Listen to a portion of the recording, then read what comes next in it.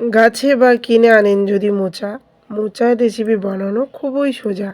একটু হয়তো কাটা বাছার সময় লাগে, বাড়িতে বানাতে বেশি ভালো লাগে। সকালে কিংবা সন্ধ্যায় মুড়ির সাথে খাওয়ার জন্য খুব সহজে বানিয়ে ফেলতে পারেন মোচার চপ। মোচা দিয়ে তো অনেক কিছু রান্না করা যায়, আজকে মোচা দিয়ে চপ বানাবো। তার জন্য মোচার ফুলগুলোকে বেছে কেটে নেব।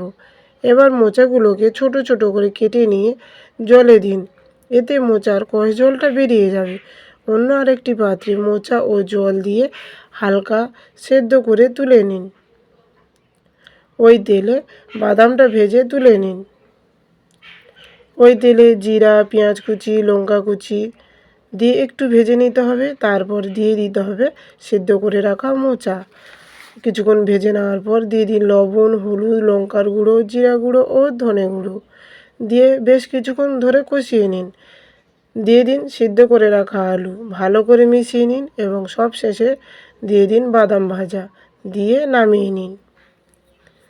একটা পাত্রে 4 চামচ বেসন, লবণ, হলুদ, লঙ্কার গুঁড়ো, অল্প অল্প জল দিয়ে ব্যাটারটা ভালো করে মিশিয়ে নিন।